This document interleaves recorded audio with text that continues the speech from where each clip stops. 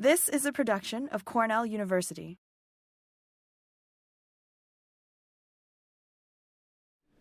Morning, everyone. I'm glad to have a chance to talk with you about deer and deer-related impacts. I've been involved with deer research on campus for about 25 years, and it's a constant problem that doesn't seem to go away. It only gets worse in many parts of the state. So I want to talk about a bit on deer biology and management and some of the things that we've done locally over the last few years in terms of research to try to get ahead of some of these issues. And we're far from solving the problem, but I think in a couple local communities we're starting to make some inroads. You're all aware there's lots of associated impacts with deer from a health and safety and economic standpoint. Deer vehicle collisions are the biggest one. And we estimate on New York highways we hit probably 100,000 deer a year. Nobody knows. There are no exact figures because every municipality, every police organization tends to tally things a little bit differently. We worked with Ag and Markets and New York Farm Bureau and did a survey of deer damage to agriculture back in the early 2000s and realized that deer at that time were causing about $59 million a year in economic impacts to agriculture in New York State. In the plant industry alone, if you look at the horticulture industry, probably roughly around $10 million of losses. So again, these are pretty large economic impacts for one species.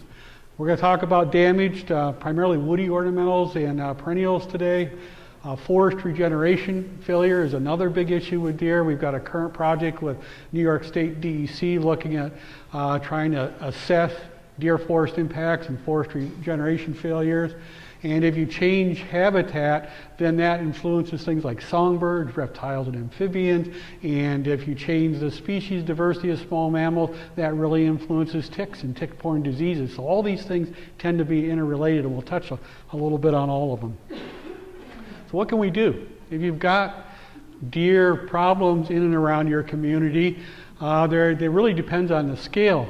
For example, on an individual property, probably the most cost-effective thing are some type of exclusion devices, and we'll talk about each of these. People have tried frightening devices with pretty poor success. Plant selection, I'll touch on some things.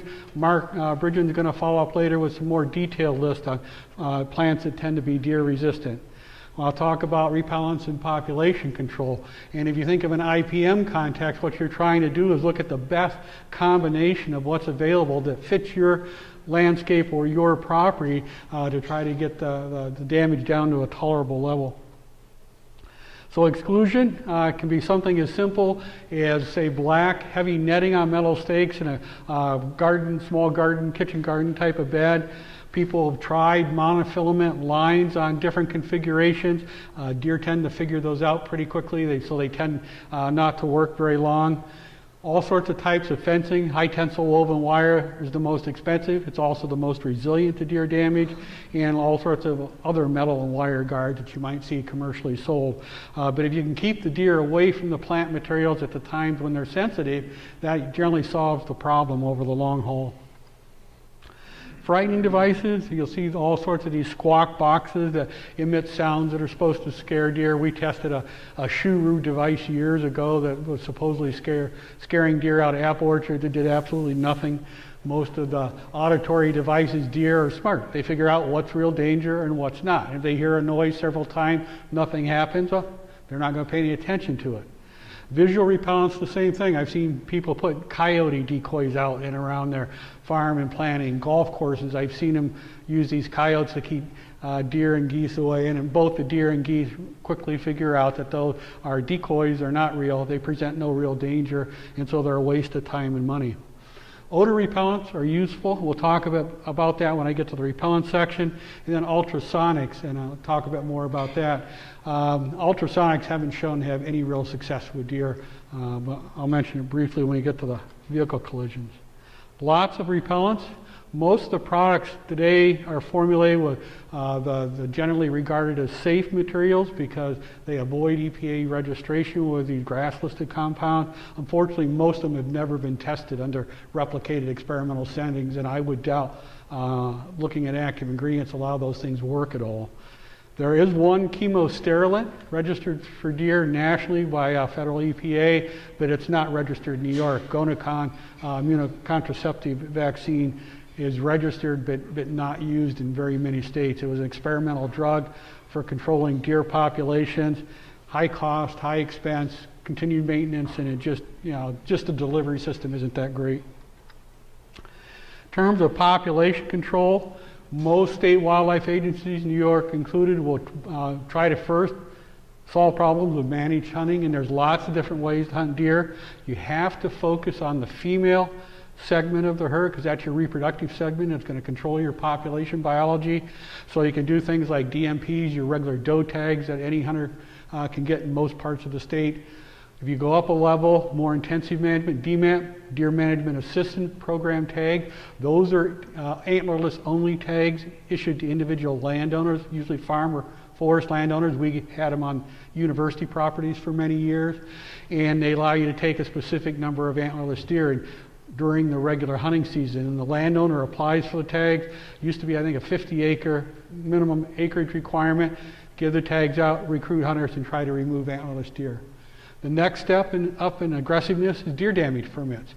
These are tags to be used outside the normal hunting season. Most of the permits are given out for agricultural growers. For example, you got a strawberry grower going to try to get a crop off in June, and deer are coming in at night hammering the strawberry. They can apply for a deer damage permit. They're usually issued very quickly, set number of tags decided on by the regional DC deer biologist, and these are non-hunting methods. It allows the use of bait, artificial lights, shooting at night, usually till 11 p.m. The DEC will look at the damage, estimate number of tags needed if the landowner's got safe shooting zones. And then finally, deer management focus area. The last thing, that was started in 2012. The only one in the state right now is here in Tompkins County area. We have a special deer focus area because we've done so much research and management activity. What that allows is any licensed big game hunter in New York State can apply and get free antlerless tags online from the DEC website if they register. And every hunter can take 2 antlerless deer per day every day of the entire hunting season. In addition, they can take 2 antlerless deer per day during a special 3-week January season that's the only one January season in upstate New York. So again, we're putting a ton of hunting effort in this area. Has it done any good in reducing our deer impacts? I would say no. Hasn't made a measurable difference. And that's one of the points I want to try to get across. Usually hunting programs alone, no matter how intensive they are, just usually don't, they help. There's no doubt they help, but they aren't going to solve a problem because deer are smart. They figure out the safe havens very quickly, and you got to be smart and know deer behavior and how to hunt deer. And a handful of skilled hunters on a damage permit can do more than 400 hunters on regular hunting season. It's just the way it is, and I'll show you some data in a little while. Deer-related vehicle accidents. Nationwide, back in the early 90s, there was a national survey done. It was estimated there were 726,000 nationwide. But Dan Decker did some surveys here in New York and found that of the accidents that actually occurred, only to 20 to 50% ever got reported anywhere on a police database or an insurance claim. And so we conservatively say, well, about half the accidents got reported. For that 726,000, all jumps up to 1.5 million likely deer accidents in a single year. That number's probably gone up. And at an average cost back then of $3,000 per vehicle for repairs, that's $4.5 billion in economic losses annually. I just saw some current data now on average, based on insurance records, about $6,000 per vehicle on average for repair. So those numbers have just all escalated over time. We know a lot about deer behavior. We know 60% of the deer vehicle accidents that occur in New York every year are going to occur during October, November, and December, and November's the worst month every year. What's going on in November that causes that? The rut. It's a mating season. Bucks are chasing does. The deer aren't paying attention. They're crossing roads more frequently, and more get hit. Also, what's going on when you get to the change in the daylight savings time and standard time, it puts the peak in deer activity at sunrise and sunset right at the peak of driving time, morning and evening. And so the combination of those two things causes accidents to really spike at that time of year. There's another little blip these data don't pick up right here in May and June. There's actually, if you had real data for it, we pick it up from our collared deer. What's going on in late May, early June? Fawning season. So what happens before the adult female deer gives birth to this year's fawns, she kicks last year's fawns out of her home range. And so you've got yearling deer for the first time with no mother. And they have to go out and set up their own territory, and they're wandering everywhere. Just watch the main highway corridors on 81, I-90, just watch, and you'll see that blip if you watch, particularly at that time of year. So what can we do? Education for motorists is really important. They get lots of PSAs and announcements out. The problem is we don't change our behavior very readily. Look how long it took and how much enforcement it took to put seatbelt laws in place. Look how about enforcement on texting and driving and calling and trying to call on your phone and driving. Just education alone just doesn't solve it unless you've got enforcement behind it. Got to be careful driving near dawn or dusk, peak times of deer activity. Deer are creatures of habit. Where you see deer cross the road once, you're likely to see them again in your normal daily travel. So again, note those places in the back of your mind when you're traveling to work or school or wherever. Scan the roadsides for eye reflections. Know what those look like at night. That might give you an extra 2 seconds to slow down if you can recognize an eye reflection and miss a deer versus having an accident. And I always encourage communities to manage herd density where possible, because it's a direct density dependent function. The higher deer density on the landscape, the higher probability of contact you're going to have on high-speed highways. Bells and whistles don't work. There's lots of ultrasonics and gimmicks that have been sold over the year. None of these things have any effect on deer behavior. It's not even clear that deer can hear in the ultrasonic range that these devices produce. Think about animals that communicate by sound long distances. The whales, the elephant, they use infrasound, that very low spectrum. Think about somebody with a young driver pulling up with a bass on their vehicle next to you, boom, boom. That really carries. Ultrasound's the exact opposite. Your tires on your car probably produce more ultrasonic noise than these things do. And so again, that's just a waste of time. Well, I'll talk a little bit about ticks. Anybody that's working outdoors in the plant industry needs to be aware of ticks and tick-borne diseases because they're on the increase. The two dominant species we really got to worry about are black-legged or deer ticks. You can see how small the adults are. I suspect most all of you heard about Lyme disease and can recognize black-legged ticks. The other one on Long Island in southeastern New York that's getting to be of equal importance, if not more so, is the Lone Star tick, named for the white spot on the back of the female. Lone Stars transmit ehrlichiosis, which has very similar symptoms to Lyme disease. One of my field staff that was working with Dan Gilray down on Long Island years ago had several ticks bites, thought she had contracted Lyme disease, went to her doctor and got tested twice, and all the Lyme tests kept coming back negative. So I finally said, well, test for this whole panel. There's 4 major tick-related diseases. And sure enough, she had ehrlichiosis. Was treated for that and recovered fine. But again, there's more than one disease that you've got to be aware of.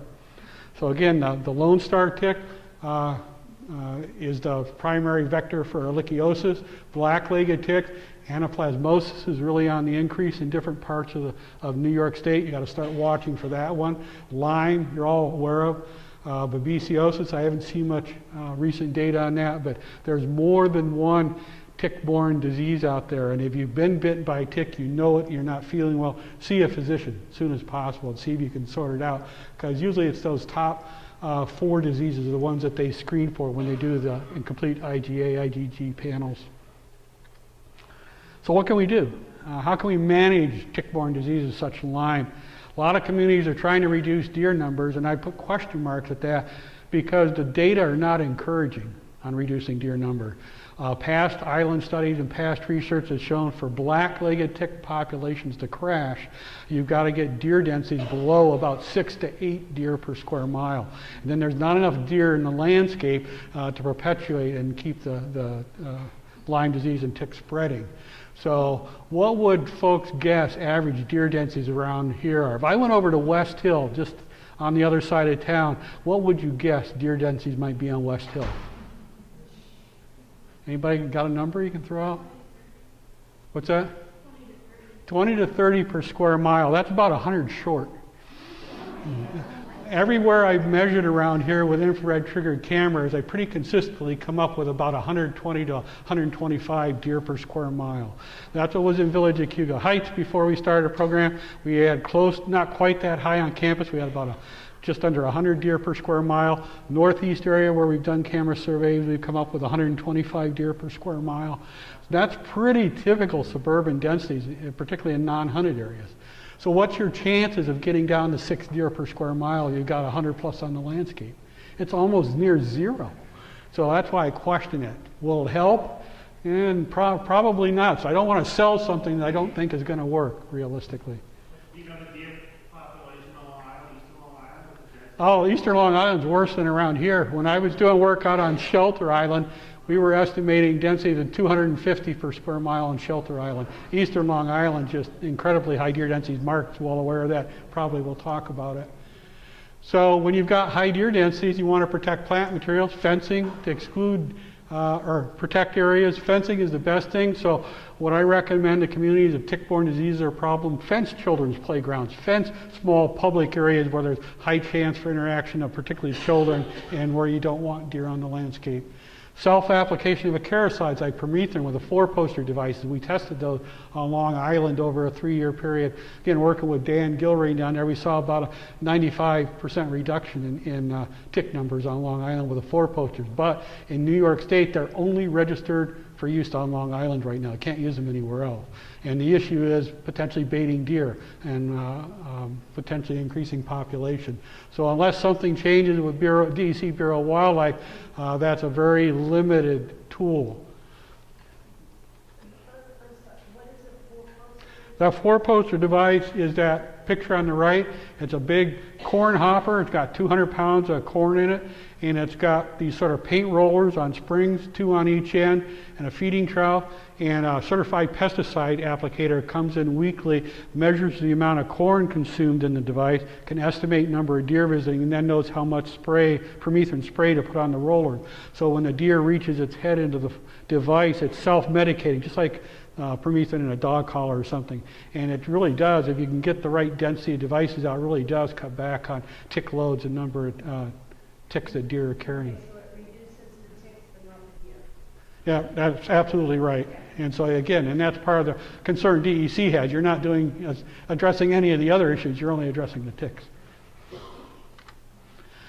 You can do some landscaping type of things for black-legged ticks, and again, this doesn't work as well for Lone Star ticks. Lone Stars are more of a warm season tick. They like more warm grassy areas, but black-legged ticks are more of a cool season tick. They like shaded, cool, moist areas. So you can try to put wood chip paths, for example, around your yard, and then keep the yard well mowed and clean and not having any debris, so that you can try to, again, create a barrier between the tick habitat and the yard. That doesn't mean a deer can't wander across your yard and not drop a tick, but the ticks themselves won't migrate very large distances because they desiccate easily in full sun or across very dry areas. Talk a little bit about landscape plant damage. Back in the mid-90s, there was a national survey done by Mike Conifers, and he estimated there were about $250 million in damage to the plant industry back then, and I think that's a huge underestimate. We did a survey in Westchester County alone back in the late 1980s and found there were $6.5 to $9.5 million in plant losses in one county in New York State. So I think the way that national survey was designed, they just missed a whole lot of damage.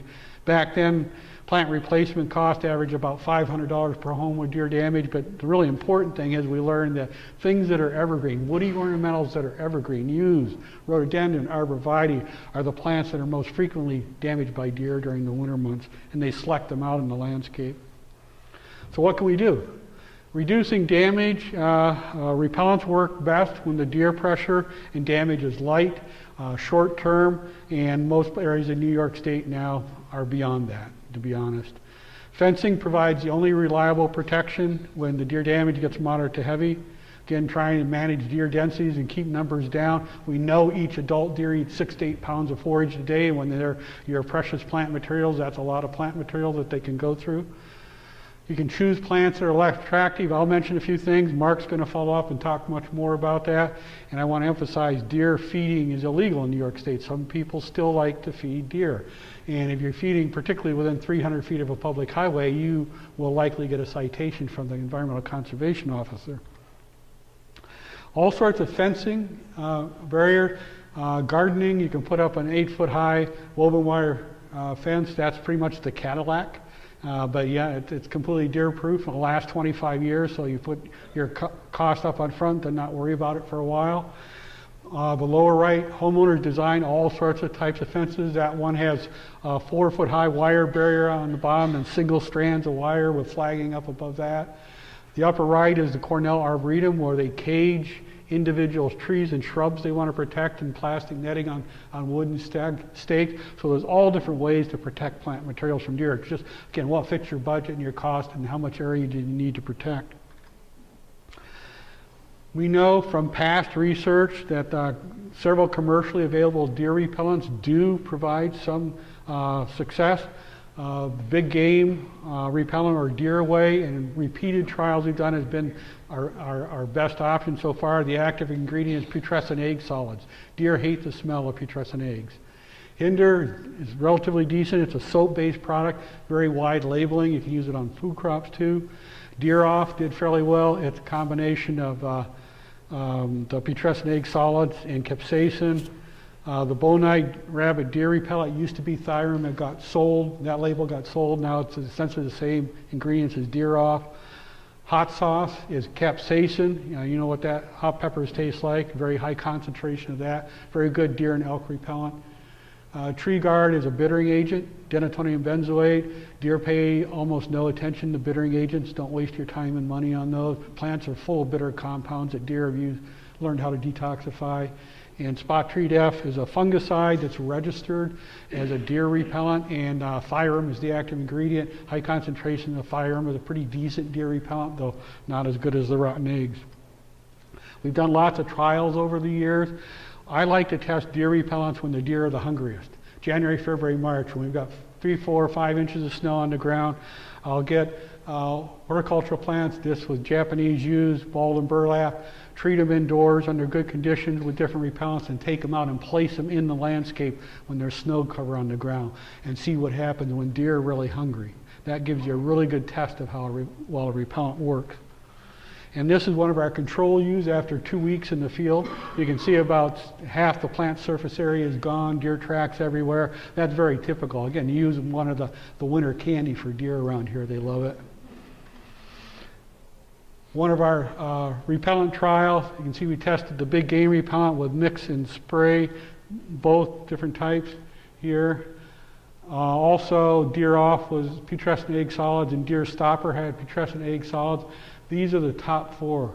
We saw no damage during the first 4 weeks of the experiment with these plants in the field, and then you can see what happens. They go downhill pretty quickly. So the take-home message was repellents. A decent deer repellent with putrescent egg solids or a really high concentration of capsaicin and Thyrum will give you about 4 to 5 weeks of decent protection. But then it loses efficacy. It weathers. And if you're around here in the middle of winter, you're not going to be doing any spraying in January, February, March. So if you've sprayed late November, say you had a good day, you could get some spray on, by the end of December, beginning January, that material's gone. And your plants are susceptible. So sprays have their place. They tend not to work for over winter protection. For simple homeowner applications, we've toyed some with these rope fences, and they can be very effective for small areas. White cotton cord on green stakes. Probably can't see it, but there's green cotton cloth suspended here in the center, and we treated those cloth strips with big game repellent, the odor-based deer repellent. And as flower head density on that control bed in the foreground was the same as the planting bed in the background. During summer, very simple fences will keep deer out of small kitchen garden areas, small planting areas. You don't have to get something elaborate and expensive, because deer have lots of green stuff to eat in the summer. That'll fail miserably other times of the year. We've learned a lot about deer behavior in suburbia in the last 20 years of research. And there's a lot of things that influence deer feeding pressure, and whether it's Mark's list, whether it's my list, I get calls all the time. Well, so-and-so plants on your deer resistant list, and they eat it in my yard, but my neighbor 2 houses away, they don't touch it. Why? Well, it's all these different things that are related to deer behavior. Population density, how many mouths do you have to feed? Food and cover sources and travel quarter. If you've got a plant that's relatively deer resistant, most of the time that will work fine and you don't need to protect it. But if your home happens to live on a travel corridor where deer are there every day and every night, guess what? Even those resistant plants start to get eaten and the lists don't work all that well. Alternative foods. Plants that deer won't take during spring, summer, and fall. You get a little snow on the ground, tough winter, they'll hammer them in the winter months when they don't have alternative foods and the season isn't good. Deer nutrition is important.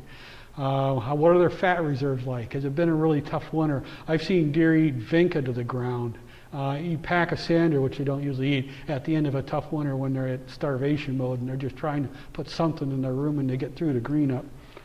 Plant palatability and nutrients are important. Deer can sense nitrogen in plant material. What do? We fertilize our plants. Deer know that. They're craving nitrogen.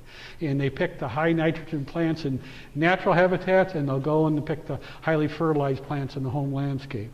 In previous experience, I learned the hard way. Bill Miller and I did a trial years ago with some ornamental and Asiatic lilies, trying to look at deer resistance of variety. And we put containerized lilies out in 10 different homeowner sites. In 7 of the 10 sites, the lilies were hammered. Nothing survived.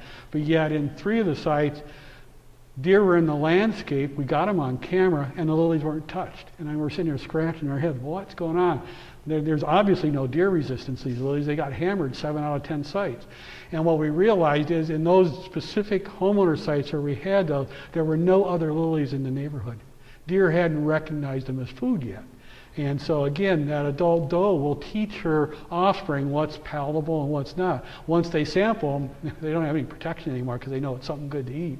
So again, all these behavior things make it really difficult to predict sometimes what plants will and won't be taken in the landscape. These are what I consider woody ornamentals that are starvation foods for deer. It's sort of the last thing on the list that they'll take. If they're eating Colorado blue spruce, there's not much else out there. Same thing with boxwood that we talked about earlier. That's a starvation food for deer. You'll notice this list is very short. Deer will eat just about anything. But with some careful plant selection, you can design a more deer-resistant landscape where you can probably avoid spraying, you can probably avoid the cost of fencing. On the other end of the spectrum, these are plant materials that are frequently severely damaged. These are things deer seek out, woody ornamentals in the landscape. You got your balsam and Fraser firs on there, your fruit trees, things like euonymus they love, things with big tasty buds like rhododendrons and azaleas, your ashes, yews, arborvitae. If you've got these type of plant materials and there are many deer around at all, they're probably going to require protection during the winter months or you're likely to suffer damage. Bill Miller and I did a study with perennial bulbs a decade or so ago, looking at deer resistance of a variety of different bulbs, and we just put them out cafeteria style in the homeowner's yard. And we had, about 24 different cafeterias set up in a home landscape in a community where there were around 100 deer per square mile. We wanted to see, well, what's typical? What survives at 100 deer per square mile? And these are the bulbs were all grown in the greenhouse here on campus. Again, you can read down the list. I'm not going to repeat all of them. But our control were tulips. We know deer love tulips. And if you tried to grow tulips in deer country, you're probably going to need to protect them in some way. And so we just went out during the spring and then followed each of these plants and looked at survivorship. And sure enough, deer would come along and pull the pots out of the trays, eat what they liked, ignore what they didn't like. And so we could get a really good measure of what was deer resistance in terms of perennial bulbs. And no big surprise, our mean damage score was highest for tulips. Crocuses were highly favored, And then they liked Chianodoxis, and most of the rest of the stuff was pretty darn deer resistant. They rarely take a narcissus or a hyacinth, rarely take iris or allium or things like that.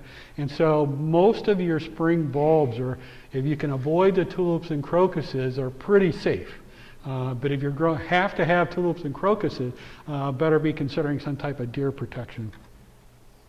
We also did cage feeding trials with voles. We had a vole colony on campus years ago, and we gave weighed bulb material to pairs of voles in cages to see if the plants that were deer resistant were also vole resistant. And sure enough, almost everything that the deer would eat, the voles didn't eat either. So these plants have some types of secondary compound that give them herbivore resistance or protection.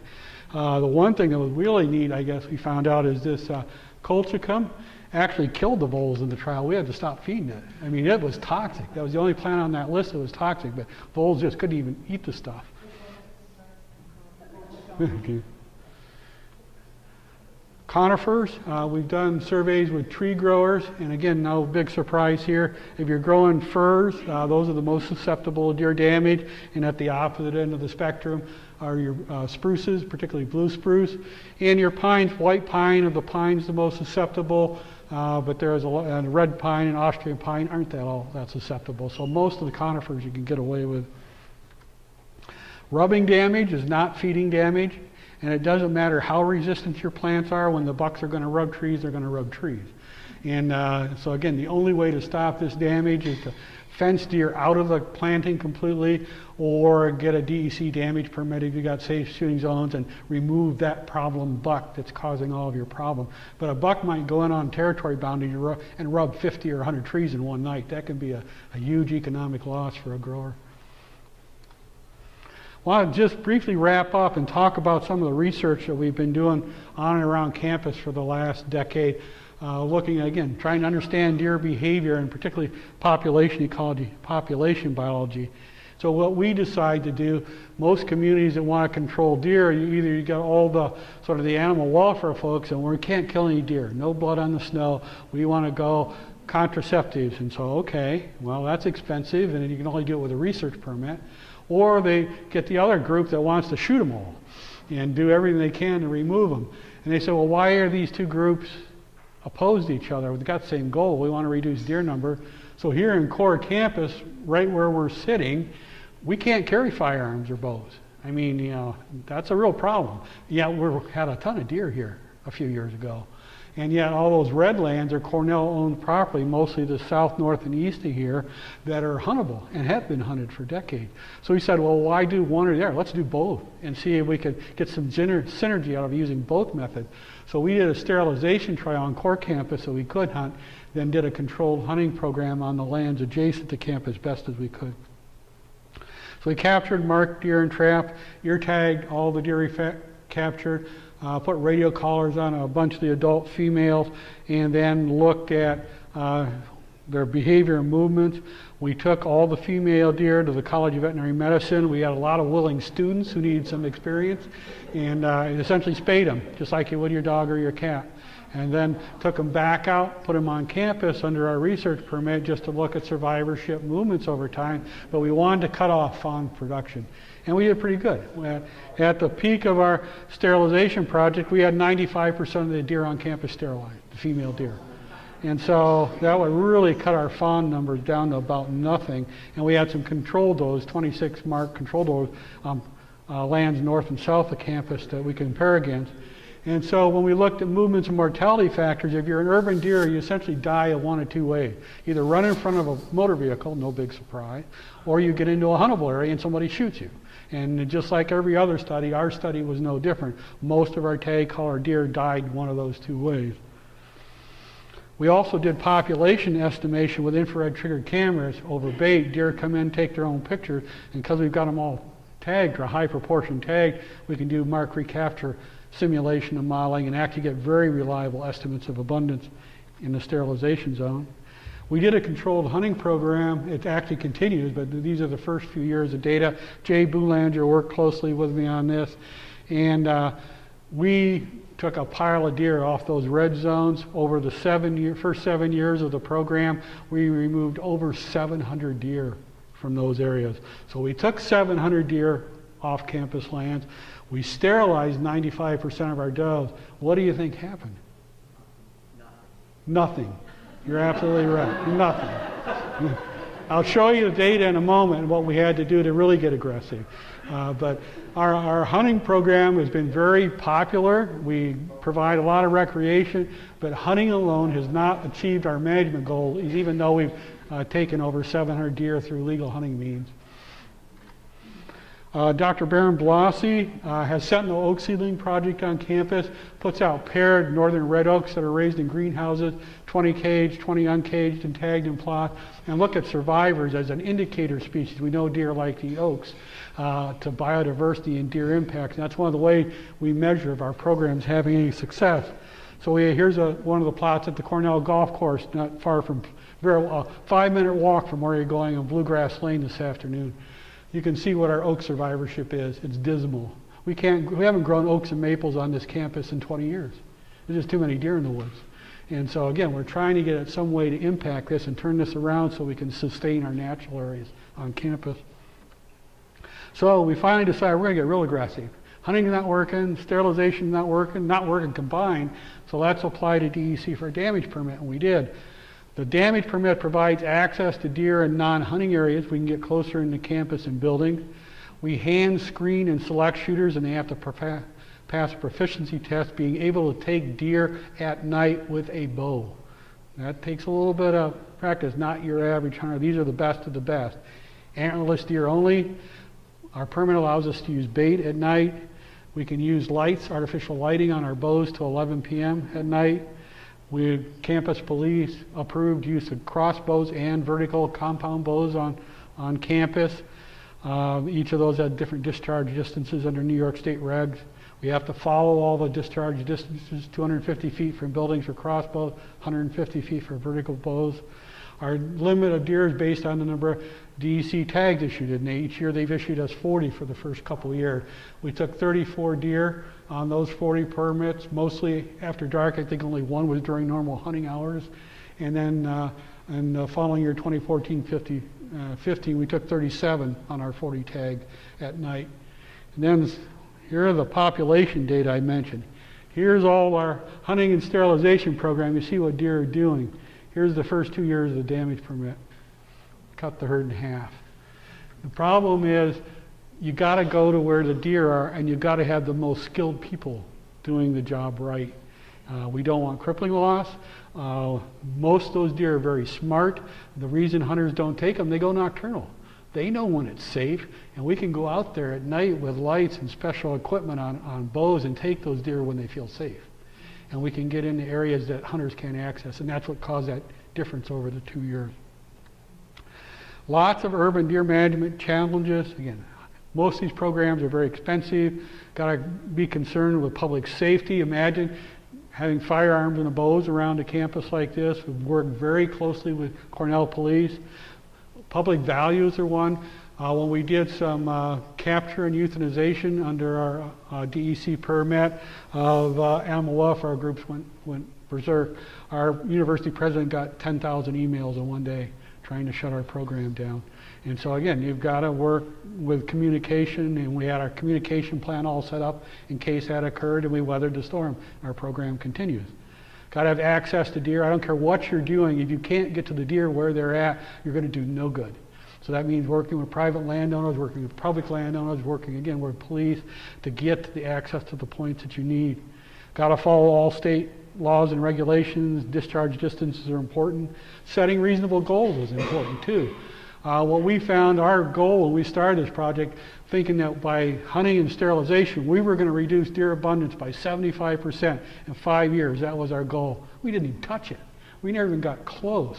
And so it's just how resilient these animals are. Until you work with them, you don't understand that sometimes. And you got to be working very closely with police agencies. If you want more details, we put an extension booklet together, free PDFs available online. You can go to the wildlifecontrol.info website. There's a number of fact sheets in PDF format for a variety of urban wildlife species. Our deer reports there, info on ongoing research. So I thought I'd save a little paper, and folks can go to the website and download whatever you want in PDF format. With that, probably we're running a little bit behind me. Maybe there's one or two real quick questions. Do you think that pairing this with a Feed the Hungry program and making a big issue out of turning the meat into food for people would change some perception from the public?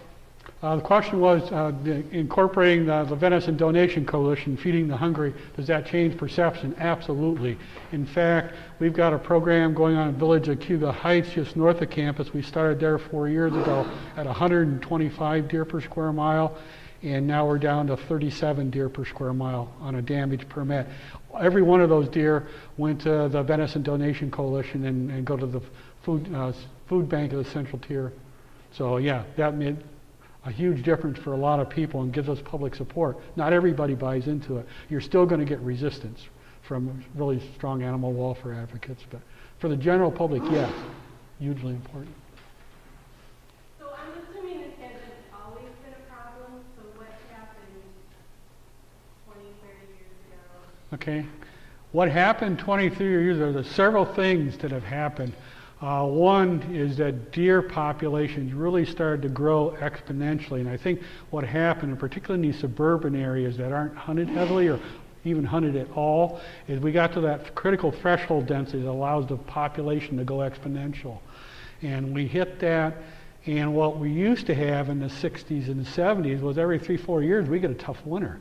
What controls deer abundance in the natural landscape in New York and northern Pennsylvania is winter severity and snow depth, winter snow depth. That's one of the reasons that deer densities are lowest in the Adirondacks anywhere in the state, because of the deep persistent snow that they get up there. Average deer density in the Adirondacks are 6 to 10 per square mile, not 100 per square mile. And at that long snow duration, some deer just don't survive the winter. Their fat reserves won't carry them through. But with climate change, we've had decades, a couple decades now, relatively mild winter. The last winter that was severe enough here in Ithaca to set deer populations back was the winter of 2002, 2003. We haven't had a winter bad enough to impact the deer herd since then. And the problem is that when you do get a winter bad and the deer numbers drop, that's when the hunters are out complaining that deer numbers are down, cut the doe tags. We've got to build the population back up. That's the time you need to increase the doe tags and just keep it at them. And you can actually do some good, but there's public resistance to it. And what about predators? There's predators on the landscape. Very rarely do predators control prey abundance. It's usually the exact opposite. That's pretty true in most places with deer. There are a few places for example, in the Adirondacks where you get deep snow, where coyotes, for example, can have advantage and take a fair number of deer and locally suppress a herd. We don't get that situation usually in southern New York and in most states. So yeah, we've got healthy coyote populations, and we've got healthy bobcat populations, and they're expanding, and yet we've got healthy deer populations. So as long as there's plenty of prey, the predators do well, but they don't really control the herd. They just don't take enough. Okay, thank you much. Thank you, Paul.